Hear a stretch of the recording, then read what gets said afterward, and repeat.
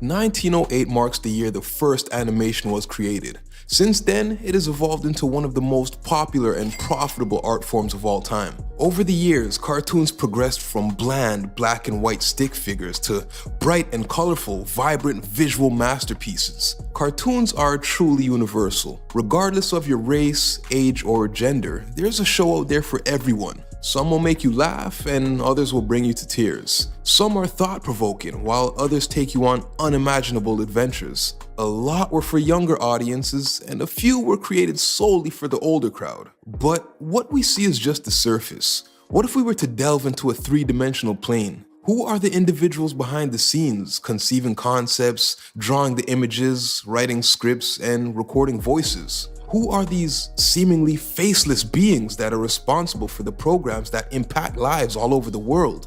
And here lies the curse of curiosity. Unfortunately, I stumbled down a Reddit rabbit hole and had my childhood destroyed. Rugrats fans, if you've never heard of Rugrats Incredible, you may want to skip ahead 2 minutes or so. Go ahead, fast forward. I won't hold it against you. Now, this is an actual storyboard jam called Rugrats Incredible, created by several of the actual animators from the show. Apparently, they got bored one day and started putting together a joke script that eventually was leaked to the internet. Each artist would narrate and draw one panel and then pass it to another artist who would do the same, and so on until the storyboard was finished. So, Dee Dee Pickles, the mom, yells at her baby Tommy for attempting to have juice before dinner time. Then Stu Pickles, the dad, barges in and appears to be under the influence of some substance. He physically abuses his wife by mushing her face while saying, "Out of my way, you stupid bitch. Fred Flintstone's home." Stu calls Tommy a freeloader and demands he pay homage to the true alpha male in the house. He goes on to tell his son, "And be on model next time, or I'll kick your ass, punk." As he snatches the drink away, Tommy begins to twitch uncontrollably and eventually craps his pants. This, for some reason, gets Angelica aroused, as she would go on to say, while moaning, "Gee, Uncle Stu, you're so forceful. I love you." Stu replies to his niece, "That's right, my little c***. One day you'll be daddy's little girl." In summary, on one page, we encounter domestic violence, coarse language, child abuse, defecation, incest, and misogyny. May I reiterate, this was real. This wasn't some sick parody made by a disturbed fan or anything like that. Now, most of the artists that took part in the storyboard jam remain unknown, except for this guy. This is Steve Ressel. He admitted to participating in the drawings in a now deleted LiveJournal post. He went on to confirm there were 2 additional pages that contained a lot more graphic incest imagery. Upon looking at the completed storyboard, he said even he was disgusted at what they created. At the end of the day, we're all human and we all make mistakes, so don't judge him. He was an overall good guy who made a foolish, immature portrait in his younger days. Since then, he's expressed his deepest regrets and is ashamed and incredibly apologetic about the whole situation. That sounds nice, and in a perfect world that would be true. Steve is actually the kind of guy that has allegations of grooming underage teenage girls tied to his name. Apparently, he met a 16-year-old girl on an anime forum and offered to help her with her drawings. Over time, he'd begin to send her inappropriate messages and make these cringy advances. For example, but those were just allegations and not confirmed to be 100% factual. I'm sure it was just a misunderstanding and he's really a great guy. Now, if the animators of Rugrats, a show about babies, 1- and 2-year-old f***ing babies, are capable of such raunchy material, I was scared to imagine what my other favorite cartoons had hidden behind the curtains. What other creeps are lurking within the animation industry? I'd be devastated if I found out pedophiles, rape, con men, scam artists, and abusers were the ones creating these legendary shows. Nobody wants to see their childhood favorites have their reputations tarnished. I refuse to believe such sickening practices were happening with the people responsible for classics like Recess, the Animaniacs, X-Men, Ren and Stimpy.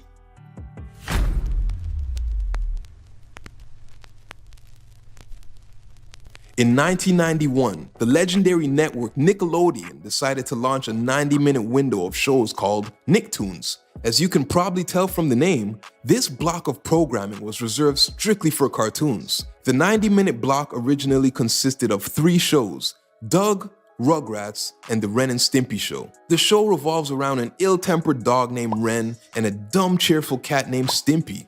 It stirred up a lot of controversy due to adult themes, dark humor, violence, and sexual innuendos. The show was so over the top that several episodes were heavily censored or banned outright by Nickelodeon. This was so out of the norm for the early 1990s. People loved the rebellious nature of the show, and it built up a cult following. Ren and Stimpy had a successful run of 5 seasons and ended after 51 episodes. To this day, it's regarded by most as a classic. Hey, Stimpy, you forgot my toast. Toast! Here's your toast!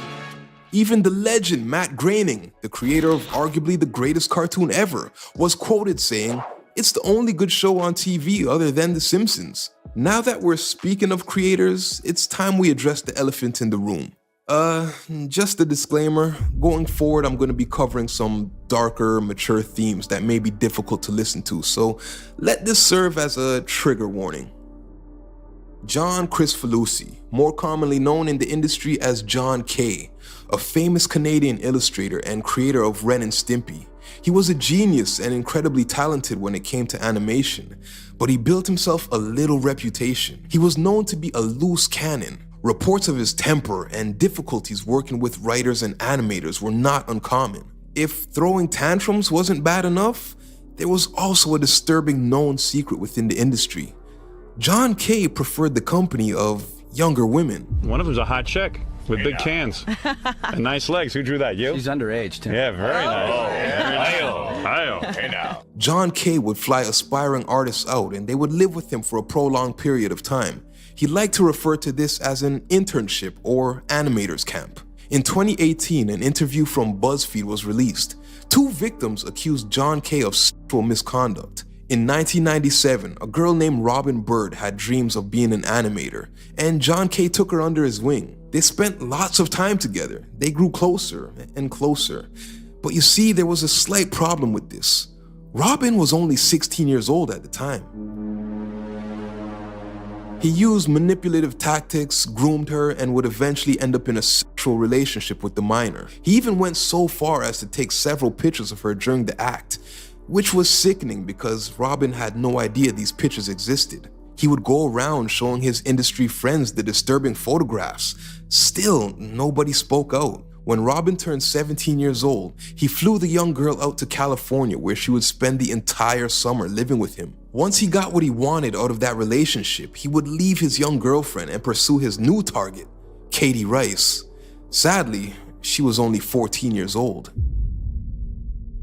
They stayed in contact until she was 18 years of age and started working alongside him at his home studio. He'd often walk around naked and joke around by telling his friends over the phone, "One day I'm going to rip her." And then there were allegations of a bunch of CP on his computer, with some girls being as young as 10 years old. But to be fair, those were allegations and not 100% proven, so technically we'll have to chalk that up as hearsay. Written documents, AOL chats, and diary entries all corroborate these accusations. John K. would even go on to confess to his wrongdoings and then blame it on his bipolar disorder. Not that he really had a choice, but after the news broke, he officially declared his retirement from the industry. There's an upcoming Ren and Stimpy reboot scheduled to drop sometime in the near future, and John K. will not be involved, nor will he profit from it. And on a brighter note, Robin Bird, one of the victims, is confirmed to be working on the show. By no means will this erase her past traumas, but at least she got to live out her dreams of working in the industry. So there's a little positive conclusion at the end of a dark sequence of events. Now, I have no idea how such a twisted person could end up working for Nickelodeon. Maybe there was no screening of the clients. Maybe there was no background checks in the 90s. But there you have it. The one and only sole isolated incident of a creepy predator working for Nickelodeon.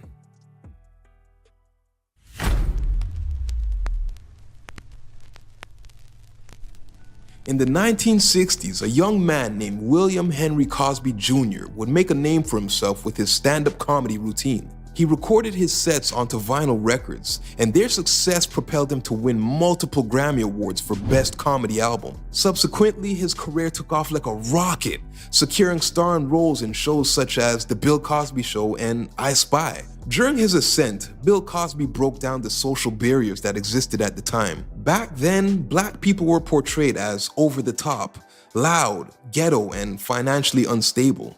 They were mainly casted for comic relief. This was a period in history where racial tensions were high. Black people weren't, quote-unquote, allowed to be the star in a TV show. In 1966, he went on to become the first black man to win an Emmy Award for acting. Due to his popularity, in 1972, CBS gave him the green light for his own cartoon series. Fat Albert and the Cosby Kids would go on to have a successful run of 8 seasons. The iconic show is considered a classic, and it was adored by parents due to the educational lessons planted within. He then landed the life-changing role as Heathcliff Huxtable on the #1 rated The Cosby Show.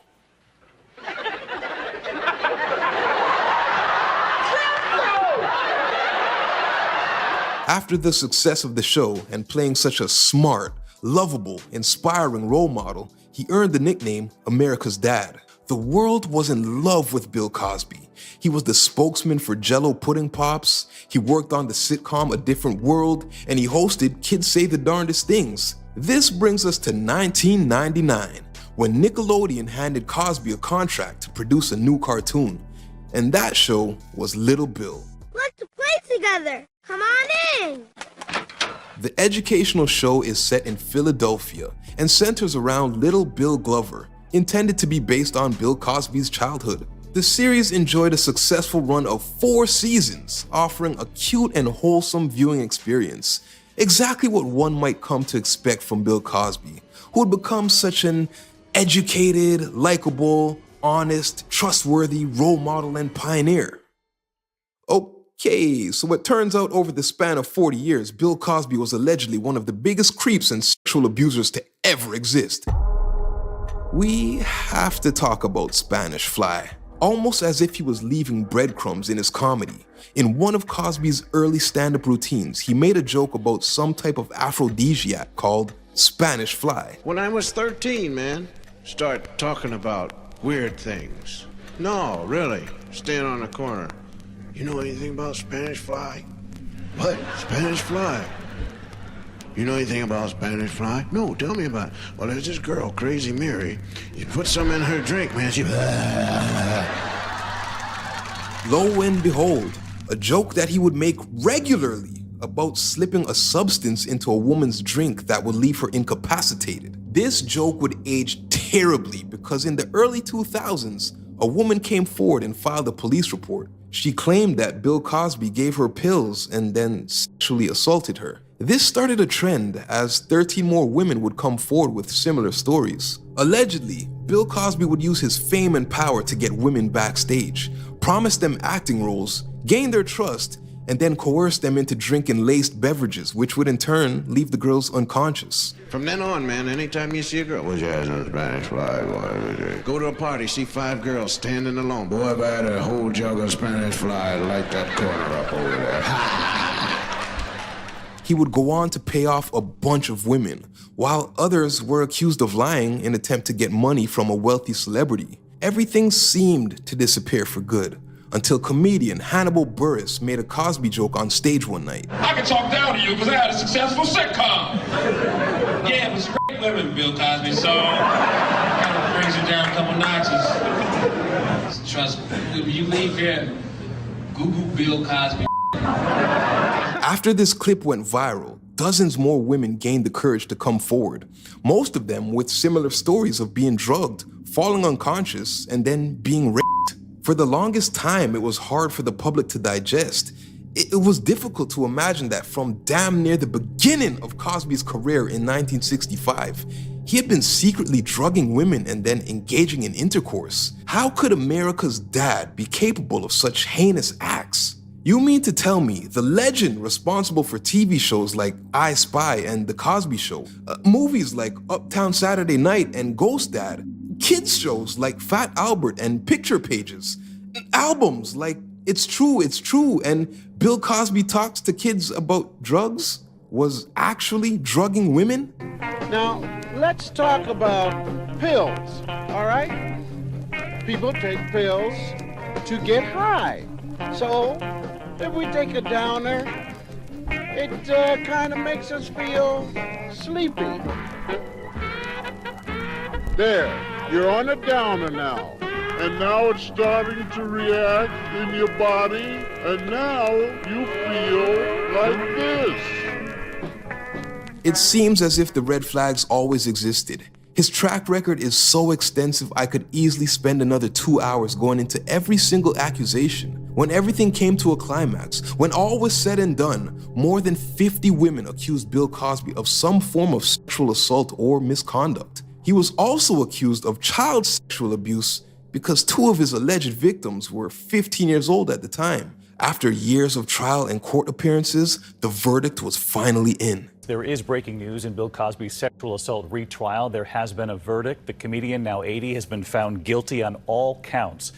This is a significant development. He faces prison time, significant prison time. Cosby was found guilty on 3 counts of aggravated indecent assault. He was sentenced to 3 to 10 years in state prison with no chance of house arrest. All of the victims celebrated and rejoiced as their abuser would now be locked behind bars where he wouldn't be able to hurt any other women. And there you have it. Justice was served. Until 3 years later when he was released from prison on a technicality. Apparently, a piece of evidence was gained in an unlawful manner, which violated his human rights, so he was free to go home. This just clearly means the justice system eventually got it right. All 50 or 60 of those women were lying on an innocent man for monetary gain. Shame on them. Bill Cosby was an educated, likable, honest, trustworthy, pioneer, role model, and overall good guy who got caught up in a messy scandal. And that's why he's walking free today. You're a liar! You're a liar! You know something that you're not telling us, you slimy scumbag liar! Tell us what you know, you goddamn liar! Confess! Liar! Confess! And that's it. We've covered the 2 creeps that somehow managed to slip through the cracks and work for or at Nickelodeon. What? There were more? There were more?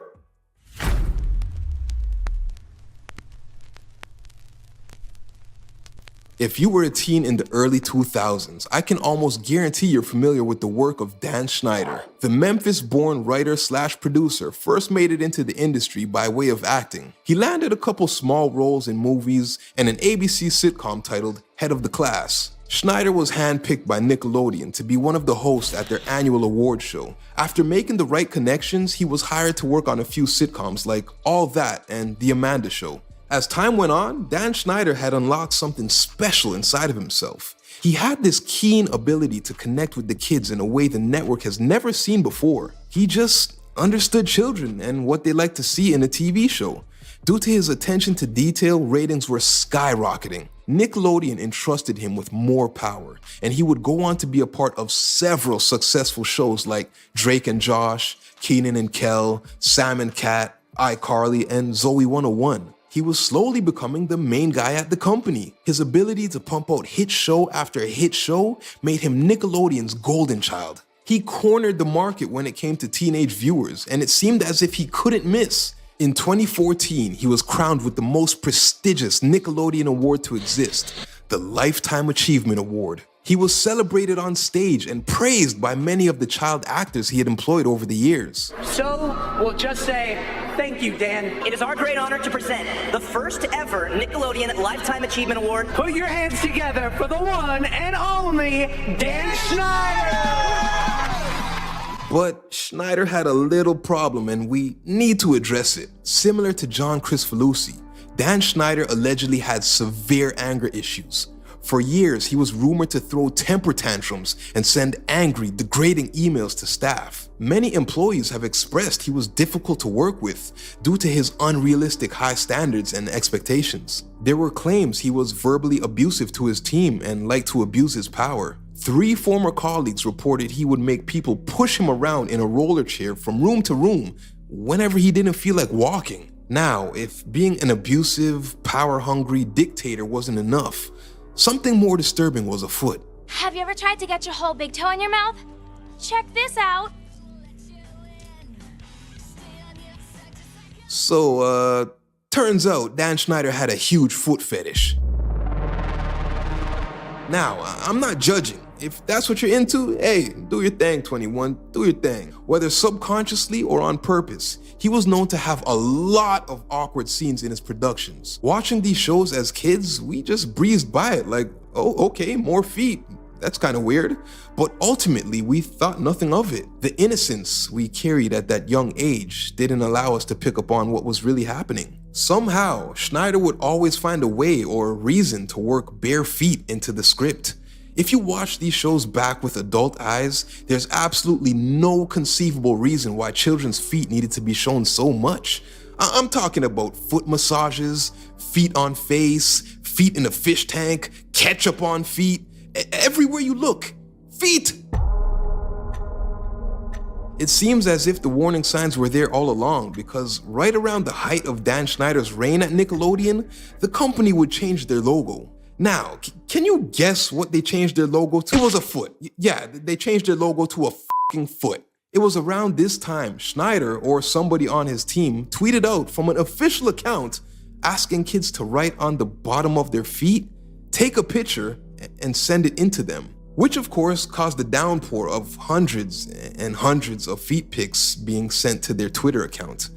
Now, I'm not here to shame a man for having a weird kink, but I will definitely shame a man for sexualizing children. Dan Schneider was known to insert these incredibly suggestive and cringy scenes into his shows. For example, in Victorious, Trina is in a back and forth argument when all of a sudden, white lotion is squirted all over her face.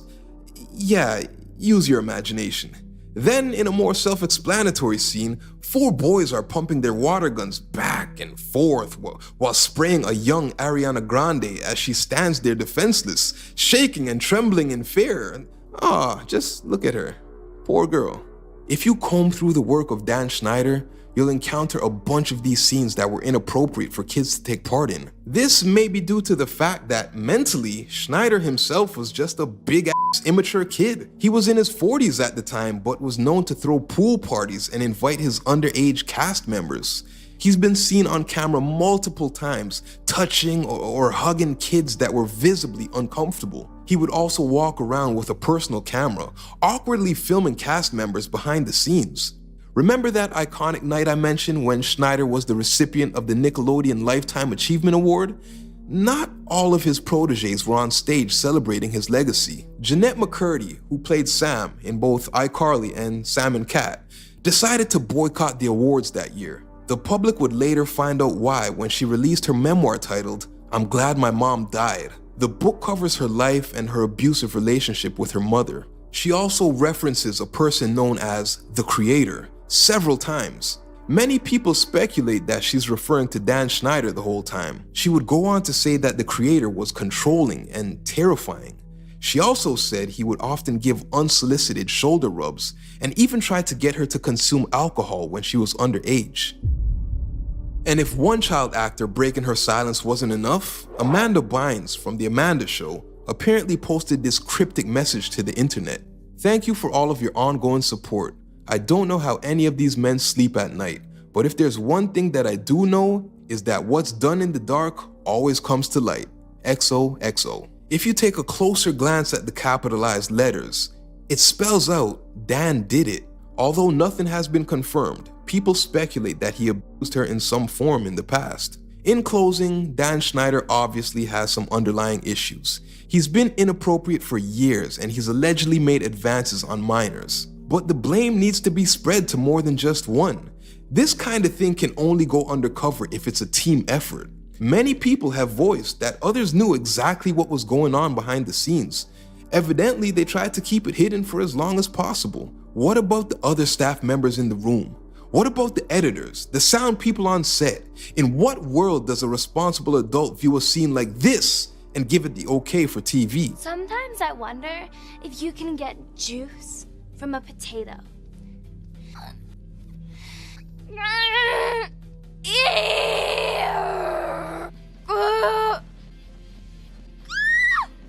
Come on, give up the juice. On March 26, 2018, Nickelodeon severed ties with Dan Schneider. It's assumed that the network didn't want their reputation damaged by having his name associated with the company. To reward him for his hard work and years of a squeaky clean reputation, they gave him a $7 million payout. Schneider has been relatively silent for the past few years, but has recently announced he has several new projects in development. That might prove difficult, as an expose documentary titled Quiet on the Set is slated to release in the spring of 2024. For legal reasons, I'd just like to reiterate, everything mentioned here was alleged.